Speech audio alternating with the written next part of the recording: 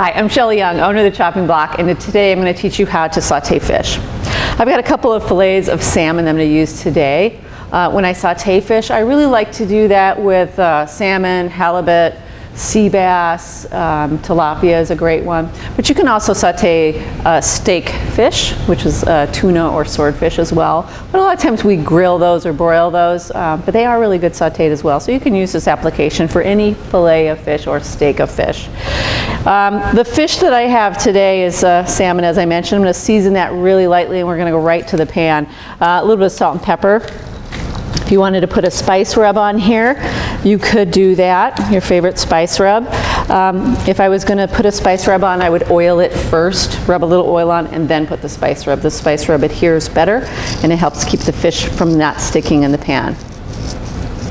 Salmon's an oilier fish, so I like to put a little bit more salt and pepper on it than perhaps I would on a lighter fish. I've got a medium to medium high heat. This is probably the hardest thing to teach, and it's probably the hardest thing for me myself to do, so don't feel bad if you don't get it right. I'm not always clear about how hot this pan is. But I can see a little smoke coming off of the pan. Makes me a little bit nervous that it might be a little bit too hot, but as I run my hand over it, it feels pretty good. But I'd rather err on a little too hot than a little too cold, because then the fish is going to stick. I've got a little olive oil or grapeseed oil you could also use. I'm going to see that. That'll let me know right away. This is a pretty hot pan, but it's not smoking, burning, flaming hot. So I know I'm in a really good shape here. But you see I've lifted off of the burner. That allows me to cool the pan down just a smidge and also kind of gauge the heat of the pan. What I'm doing here is I'm putting, this is the skin side.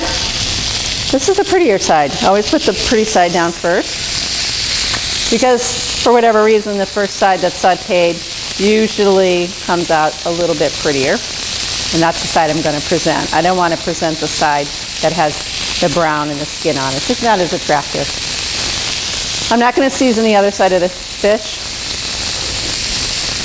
just because for me this is enough. If you like more seasoning, go ahead. And then I'm going to cook this for 6 minutes per inch of thickness. When I'm cooking on a direct heat source like a grill or a saute pan, I cook it for 6 minutes per inch of thickness. So I look at what's the thickest part of this fish. The thickest part of this fish is probably about 1.25 inches. So I know I'm going to need probably about 7 minutes in the pan, and I'm going to give it a little bit of time on the plate after it cooks to rest and continue to cook. But I'll cook it for about 3 or 4 minutes on the first side and flip it over. If you've let this cook and brown for a good amount of time, it should just come right out of the pan, and that it won't stick. And that comes from having a nice preheated pan. It also comes from leaving it alone and letting it cook without touching with it. We'll let that go for another couple of minutes. A couple of things I want to mention about this. It looks like our salmon's done here. Like I said, about 7 minutes. You want to have a skillet where you've got plenty of room around the food. Things will brown better that way. You don't want a giant pan like this, but you need about an equal amount of open space to full space in your pan, if you will, so that things brown properly and don't stick. One of my favorite tools here, perforated angled spatula. This is great because it catches the fish. Any oil or liquid that might be in your pan just falls right into the pan and not onto my plate. So right onto the plate with my salmon. Oh. Now, this is a very simple preparation. I'll just put a little bit of lemon on here.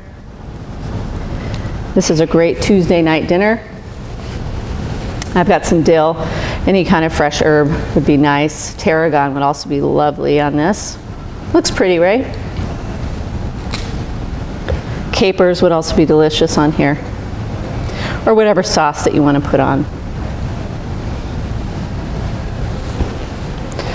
And that is how you saute salmon.